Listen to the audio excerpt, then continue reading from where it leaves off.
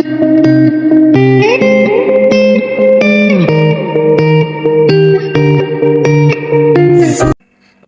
afternoon and welcome to it. This is Chess and Wine. My name is ADP. Coming at you with a very big concern coming from a player in the Eastern Cape. You know what's happening right now in the Eastern Cape? There's this thing that is happening whereby the current Chess South Africa Executive Board, the elect, doesn't recognize the Eastern Cape interim structure. Yet it recognizes the interim chess structure of other provinces, or in Mpumalanga, basically, I think, because it's actually 3 provinces which don't have a structure provincially. And obviously, the actions of Chess South Africa is kind of concerning. And now, I just got to let me say, what is it? Is it a WhatsApp text, in fact, from a player in the Eastern Cape who's saying something that tries to show that the current Chess South Africa is sort of biased in some way regarding Eastern Cape matters. And that cause for the bias is the Nelson Mandela Bay Chess Union, as the chess player puts it. So obviously he's one of the prominent players in that side in the Eastern Cape. And this was happening right now in the Nelson Mandela Bay Chess Union. There's actually 2 parallel structures. There was one structure that was elected, was it earlier this year or last year? Yeah, or late last year. Probably late last year. I just don't remember exactly. And then there was another one that was elected earlier this year. And obviously the first structure was there was the one that was elected that has elected Mr. Mninawa Peter as the chairperson right after he got suspended by the Eastern Cape Chess president. Mr. Luzukondenisa. But now, Mr. Luzukondenisa decided that obviously that whole election process was nullified because it was not a fair process for many reasons that were stated, which actually come up in this writing from this player. And and on top of that, and later on, he obviously Eastern Cape facilitated the election of a new structure for the Nelson Mandela Bay, which now the Chess South Africa Executive Board claims to not recognize. They choose to recognize the earlier structure, right? Which is the biasness again somewhere in there. But anyway, this is so confusing. It's so many things. But listen to this. Maybe this will actually help you see the clear picture.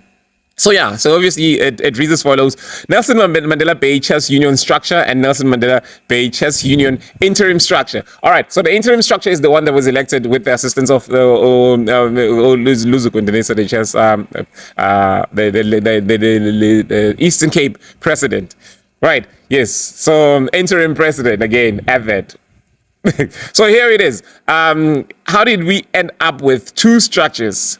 It reads, first week of October, a communication comes out informing the Nelson Mandela Bay chess community about the elections, and a group with clubs that they recognize is created, where all is discussed pertaining the elections by the Nelson Mandela Bay Chess Union. So now the crazy part is that they created a WhatsApp group, only including players or clubs that they recognize as the Nelson Mandela Bay structure. And that's the funny thing is that when I spoke to Mr. Minawa in an interview, which you probably have seen, if you haven't seen it, you can go back and check on the interviews there.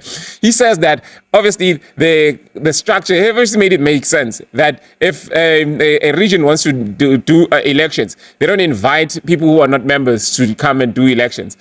They invite members for elections, right? Known members. But the problem again with this, which is pointed out here, is that the known members may have been inactive as a result of the Nelson Mandela Bay Chess Union structure itself having been inactive for a while, with the president having gone AWOL.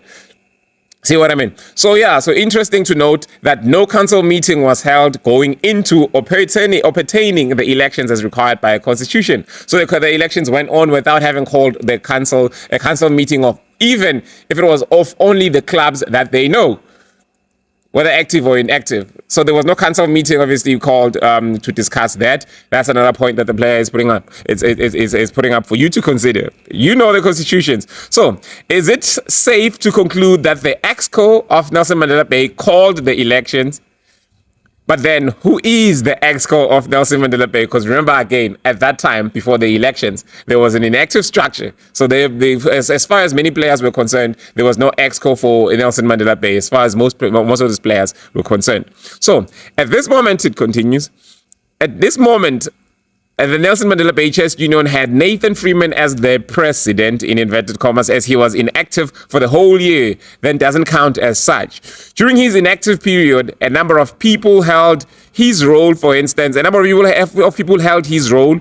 For instance, during this period, going to the elections, Mninawa Peter, current Nelson Mandela Bay Chess Union president, was serving on the interim Eastern Cape structure as a representative of Nelson Mandela Bay, of which Nathan Freeman, if he was active, would have done so.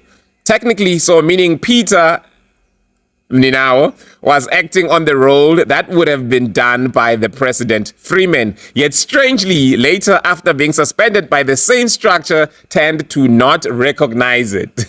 Okay. Secondly, we have Nicole Peter, current Chess South Africa provincial representative, a wife to Mninawa Peter, who has been co-opted as a secretary just a few months before the elections and did the communications for the elections.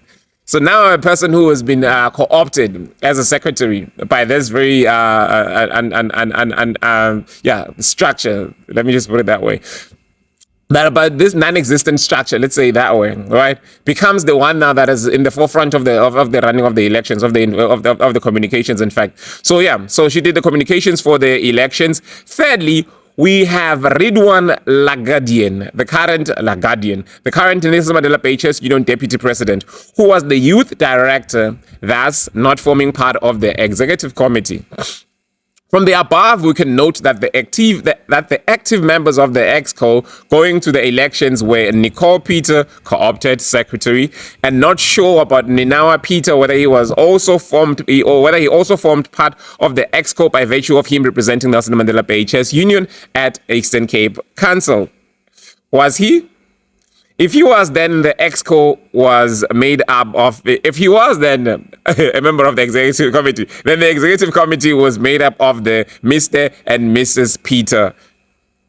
Okay, crazy. If not, then the ExCo was made up of only Mrs. Peter. Also to note that the Eastern Cape later suspended Mr. Peter, but that's a story for another day, as it states here.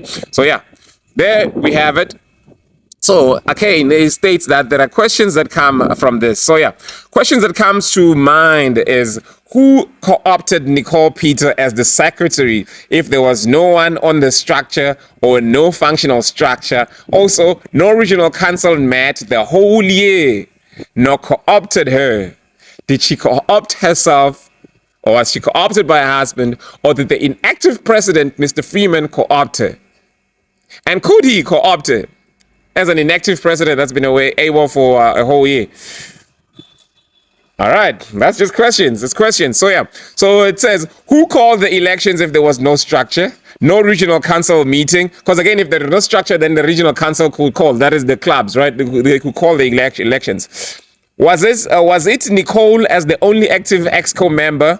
On what grounds did she call this executive the elections? Was it constitutional for a co-opted member, a lone member, to call for elections? That's questions to be answered. So now, clubs, it continues. So now it highlights obviously the title here as clubs. The old clubs that were recognized by Nelson Mandela Bay Chess Union, what were the grounds? Were they active clubs or existing clubs? Can they prove it? For instance, Jenny February was representing Jesse's club, but where was the club as Jesse was no longer in Port Elizabeth? Were the clubs recognized paid up members as required by the Constitution? Can proof be provided for such? Were all these clubs, active clubs, fully constitutional or even existed going to the elections?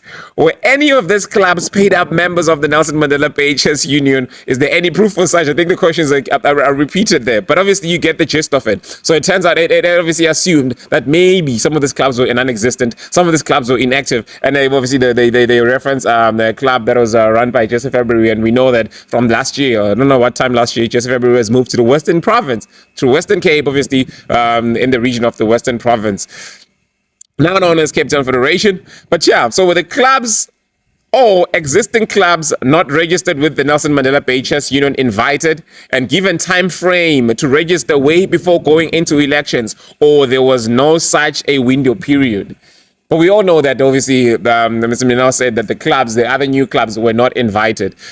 They just worked with the clubs, the ones that they had in the database of the Nelson Mandela Bay Chess Union. So obviously through the co-opted secretary, they had access to the what do you call that? To the database. So that maybe was answered that part. So, yeah, electoral officer. Now, that's another part of contestation. So, electoral officer, Mr. Muller, a parent to one of the Nelson Mandela Bay Chess Union players, was appointed as the electoral officer. Who did the appointing of the officer? We saw a letter written by Mr. Freeman. So, the player must not have seen this part, because we saw a letter that was written by Nathan Freeman. Again, it raises question. Could Nathan Freeman rightfully invite that letter or write that letter? Because, again, he did not have a committee. He did not have access to the council, so there was no such. So again, we can't really so. But obviously, we know. I think we. If I can check my records as well, I'll see that there was a letter that was written by Mr. Nathan Freeman to say towards the appointment of this particular electoral officer. So, who did the appointing of the officer? Was it the only active ExCo member? How was a parent of a player appointed? Isn't it the electoral officer? Isn't it the electoral officer is supposed to be a neutral person without any interest in these proceedings? Right. Again, this is just some of the questions that must be answered. But again, yeah. Players are concerned. So financial report or statements. There, another part. So going towards the elections, financial report was not made available to chess community as required by the constitution. Was there any particular reason for this non-compliance? So again, so with so many irregularities, how did the elections continue? With the situation above, wasn't the Nelson Mandela Bay Chess Union supposed to request assistance from structures they report to help with the facilitation of the elections, as they were in a position? They were not in a position to do so as per constitution. Did they request assistance from the Eastern Cape structure or the Nelson Mandela Bay Sports Federation, Sports Confederation? So, on what grounds did the elections proceed? Very concerning, right? Very interesting question. Did they request assistance from the Eastern Cape structure? We know that they did not request assistance from the Eastern Cape structure. We know that the Eastern Cape structure had intervened and said that the elections should be postponed. We know that at that time, Mr. Minal was also suspended, so they could not have been involved. And Mr. Minal was, Peter, in fact, was Mr. Minal was in the forefront of this elections. He said at some point that he was playing a role of an advisor, of guiding the process. In fact, he was guiding the process which he stood to be elected in, which he was, really, man, it's sort of sounding very crazy, but yeah. So that's that part. And again, if it probably comes out somewhere, because remember that they may have requested the Sports Confederation of the Nelson Mandela Bay for assistance, but then the Sports Confederation said we could only come in to observe because you're not in good standing with us. You haven't been paid up for a number of years, meaning that they were not active for a number of years, and so forth. So there was no above structure overseeing the whole thing. They were running by themselves. So it was basically a parent from within the structure being the elections officer, and a co-opted member and an advisor, and that's it. A co-opted secretary. Semi-retired president, semi-resigned president or something, an inactive president. And so, yeah, that's basically what it is. I mean, if I can come up with the answers from the top of my head. So, yeah, it continues again. Another point is elections. Only the 2 voting members per club of the different clubs invited and sent names of members that will be attending. The nominees and the Nelson Mandela Bay or Eastern Cape Sports Confederation Secretary, who was there as an observer, as the Nelson Mandela Bay was not in good standing for a number of years. Only those people were allowed into the voting hall, and that was made sure by the hiring of a security company to stop any unallowed person to enter the hall. Isn't elections and AGM supposed to be open to all members of the chess community to attend, and only those with voting powers will be allowed to vote? Why were there a security company hired or present in such an event? Okay, So apparently, only 2 voting members per club were allowed inside the venue. Obviously, their names had to be sent beforehand. And there was also the Eastern Cape Sports Confederation representative, the secretary who was there as an observer. There was also the nominees. So only those people were allowed to enter, not the entire chess community. So I don't know what you know. I don't know what you say. Is that how these things are meant to be run? We don't know. So another question now is on the financial statements or report on elections. So during the period of period for financials, one had to go to the secretary who had the bank statement just to peruse through it, then pass so that the next person who can do the same. All right, so basically this is how it reads. During the period for financials, one had to go to the secretary who had the bank statements to peruse through. It then passed so that, peruse through it. Okay, during the period for financials, one had to go to the secretary who had the bank statements. Go there to peruse through it and then pass so that the next person who can do the same, so that the next person can do the same. Why were there no financials on the elections day, but a bank statement just to read through and pass? Why were there no financials done and printed for everyone to go through thoroughly at their own time? Why, up to this day, no financials have been made available? Is there something we're missing? That's another very good question, right? Yes? All right, let's move on. Members were appointed in positions as no voting took place on positions where there was one candidate. What? Members were appointed in positions as no voting took place on positions where there was one candidate. Wasn't it that voting was still supposed to happen even if there was one candidate and the candidate still needed to get 50% of the votes to be elected into such a position? And I think it just came out yesterday, in fact, in the SA News Desk a WhatsApp group, as we were discussing, and it just comes out. Somebody just randomly asks, can I ask Mr. President of the Nelson Mandela Bay Chess Union, how many votes did you and the deputy president receive during the elections? And it comes out that there were no voting because they were the only candidates for the position, so they were not voted in. Basically, they were appointed, but by who? Because again, it was not the council that was in that meeting. All the members that were allowed into the meeting were council members of clubs that were probably inactive for a number of years. So yeah, so there were no voting. So basically, the Nelson Mandela Bay Chess Union president, Mr. Mninawa Peter, was not voted, and the deputy president was not voted in. So they can't go around claiming that they are constitutionally or democratically voted or constitutionally voted executive. Wow, these questions are really big.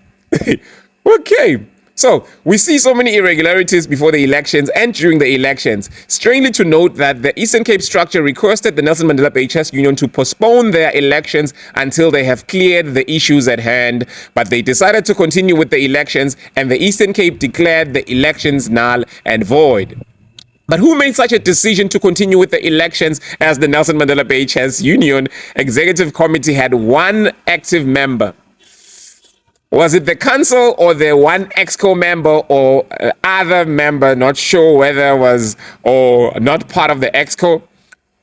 On what grounds, if so, did the council meet and take such a decision? Is there any proof of such? Because remember again, the reason why the Eastern Cape structure, the interim structure, which now people choose not to recognize, received complaints from players. I think one of the players was Freddie Onedel, who also had clubs that were apparently not accepted, not accepted. Yes, for the voting for the elections because they were not part of the Nelson Mandela Bay Chess Union before the elections were called. So there were many more clubs apparently that needed to have permission to be part of this, and they asked the Eastern Cape Chess Structure to intervene and postpone the elections until those clubs were allowed to be part of this elections. So yeah. Later, the Eastern Cape Chess or Eastern Cape Structure invited Nelson Mandela Bay clubs to meet to find a way forward that will lead to a free and fair elections. Not all clubs attended, and from those clubs that attended, an interim Nelson Mandela Bay Chess Union structure was appointed by the Eastern Cape delegate. Nelson Mandela Bay Chess Union structure suddenly recognized by the Chess South Africa elect ExBo, and an interim Nelson Mandela Bay structure recognized by the Eastern Cape chess structure. So that's a funny thing that's happening is that we've got one structure that is recognized, one regional structure that is recognized by the provincial executive, the interim one. And then we've got another Nelson Mandela Bay regional structure that is not recognized by the province, but recognized by Chess South Africa. So funny, so weird. Hey, all right. And then, again, it sends some parallels again, because now it as the Eastern Cape Chess interim president for currently, he claims, we've got an Eastern provincial structure not recognized by South Africa, the executive of South Africa, but recognized by FIDE. You see the missing gaps in the middle, right? So there's a Nelson Mandela Bay structure not recognized by the province, but it's recognized by the national, by the Chess South African national. And then we've got a provincial structure, a provincial structure not recognized by the national structure, but recognized by the international structure, as obviously Mr. Luzukondenisa claims, because he claims FIDE recognizes us, and that is why we were allowed to vote on the 25th of November 2023, right? So, as to continue, obviously pointing out the fact that the Chess South Africa elect ExBo recognizes that that Nelson Mandela Bay structure. It continues here. The writing continues. Chess elect ExBo wrote an email clearly indicating their support and recognition of the Nelson Mandela Bay chess structure that was formed in a more questionable manner, without investigating to find out the root cause that created two structures, but rather chose a side. What are we supposed to think of the Chessa-elect ExBo? Is it bias? Can we put our trust on them if they are failing to address the mess in Nelson Mandela Bay the right way? It sounds like it's their word or else. How different are they from the previous Chessa structure? Wow. Well, the moment they start comparing you to the previous Chessa structure, you know things are bad. So basically, that's how things are. So we see it. And funny thing is, now what's happening, which obviously highlights that bias that they're talking about with the Chess South Africa executive board. This current they're obviously planning elections on these three provinces: Free State, Mpumalanga, and the and Eastern Cape EC. I'm thinking executive committee still. So what is happening is in the Eastern Cape, they are the what do we call them? Wait, the Chessa. Let's just call them Chessa for the purpose of this. Chessa is fighting with the interim structure of Eastern Cape because the interim structure feels that, or maybe it's the interim structure that is fighting with Chessa, feels that they were overlooked in the running of this process of the elections. They were excluded, avoided, and disregarded, right?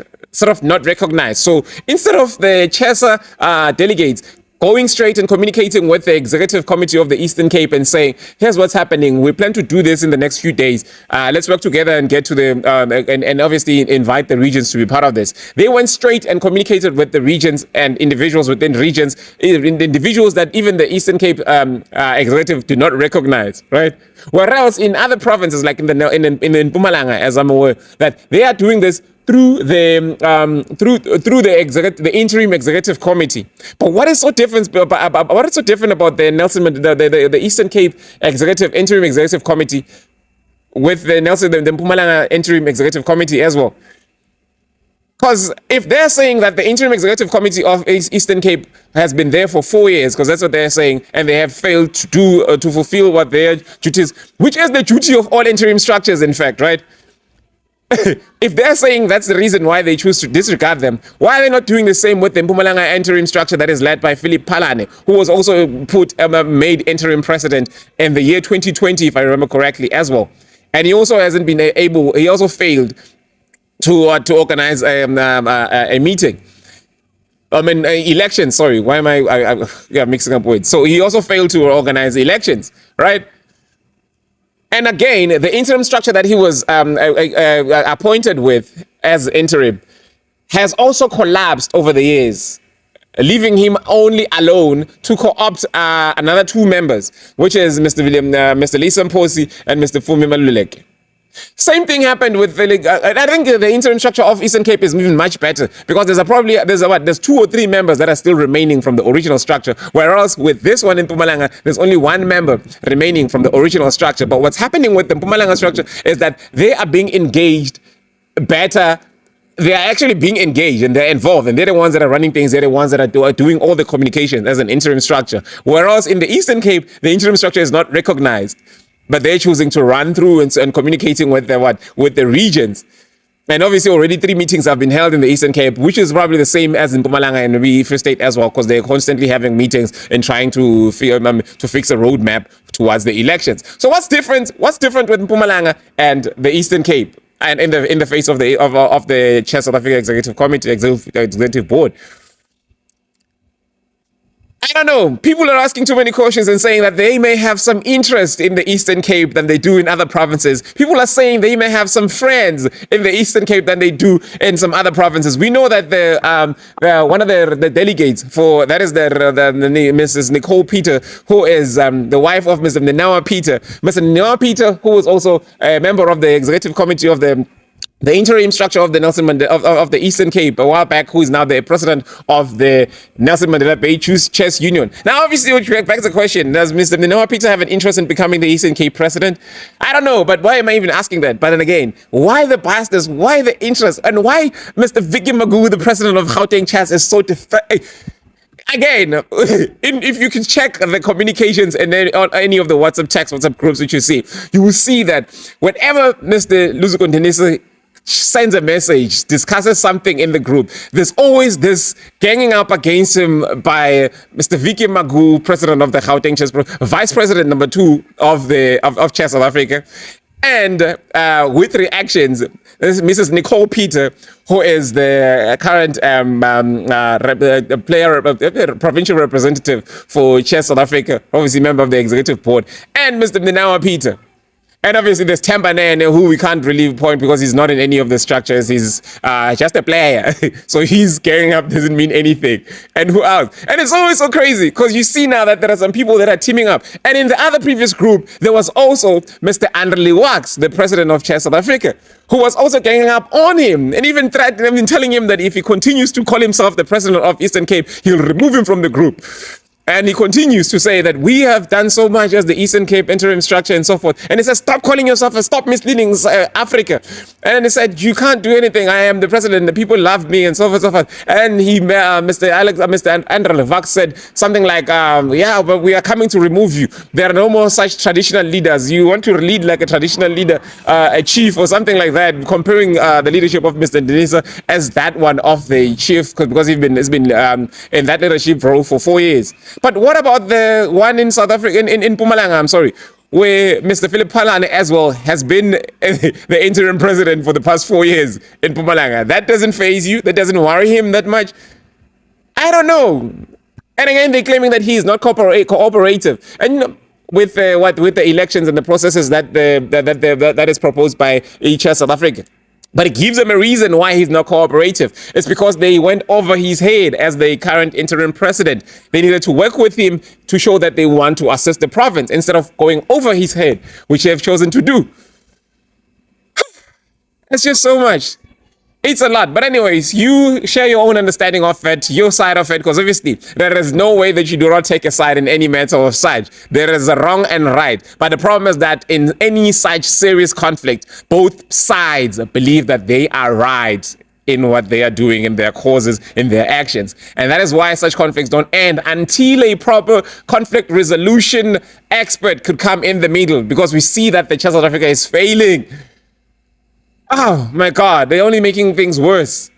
Alienating people, alienating players, because they think it's just Mr. Luzuko Ndenisa that is believing what he's believing, that is the interim structure. Whereas it is the half of the Eastern Cape chess community, I believe, with the letters that I'm receiving, with the communications, with the feedback that I'm getting. But I mean, I don't know. Maybe more of them can come into the chats and say that we are of this opinion. Then we can feel that Chess South Africa is actually representing the players. Because right now it doesn't seem like Chess South Africa is representing the players. But that's my 2 bits to it. That's my share of it. This is obviously not all my saying, but again, it's things that I have been aware of. So this is actually a letter from a player from the Eastern Cape chess community, and they are raising their concern for you, the community of chess South Africa, to look at and decide, because they're feeling like we are now powerless to this. The Chess South Africa Executive Board is bulldozing through it because they have the power. They are the power. And again, if you had seen some of the chats from Andrew Lewis, you'd see that he's saying, I am the president now, and this is what I'm doing, and that's what I'm going to do. And you're going to feel that way. So crazy. But anyways, have a good evening, have a good day, have a good time wherever you are. Now I'm actually recording at the Powerhouse. You can see the swimming pool behind me. This is the venue where we're going to be having our Chess and Wine Social. That's going to be happening very soon, where players can come play chess, drink wine, play chess, drink wine, play chess, learn chess, drink wine, and enjoy themselves. You see what I mean? So it's going to be a Chess and Wine Social. Ooh, I'm looking forward to it. But yeah, that's obviously something else we're sharing on a lighter note. Hope you look forward to it. And this is where we drop it for this day. Whew.